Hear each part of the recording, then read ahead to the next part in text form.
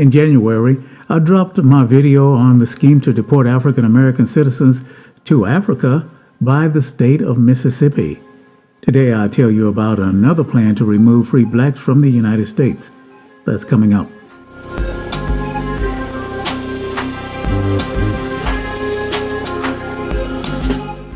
This is KRT, Critical Race Theory.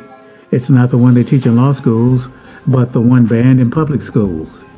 In the early 19th century, the American Colonization Society, also known as ACS, was founded with the goal of resettling free African Americans in West Africa. This plan aimed to remove free blacks from the United States, fearing they were a threat to the institution of slavery. However, the plan was not designed to interfere with the existence of slavery.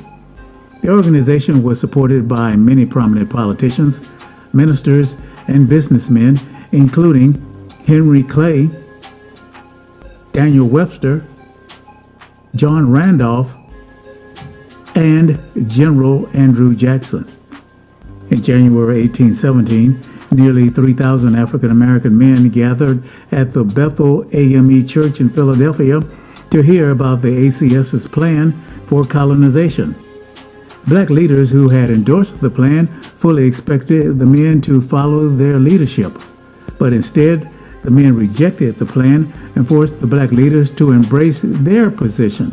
The rejection of the plan was due to the fact that the black men feared that all free blacks, including those in the slave-holding states, would be compelled to go to Africa under the ACS scheme. They saw this as an opportunity for slaveholders to get rid of free blacks, which could ultimately lead to the strengthening of slavery.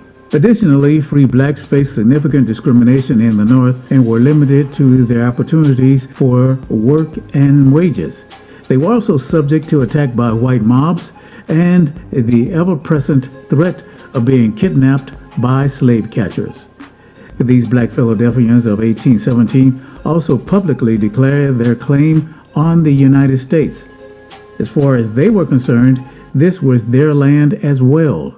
They recalled that many of their kinsmen were among the 6,800 men who had fought and died in its revolution, and an even larger number had been killed fighting with the British. Eventually, anti-colonization sentiment spread across Black America.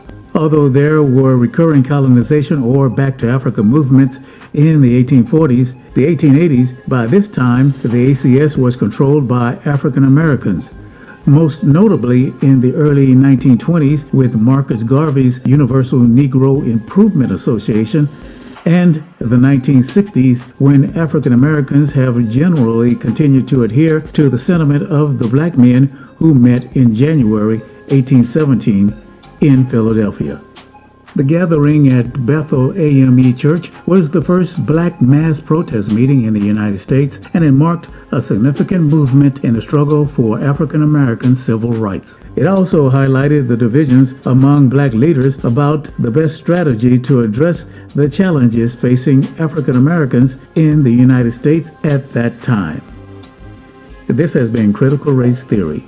Thanks for checking in. Thanks for watching. Please like and subscribe and share this video with your friends and family. I'll see you next time.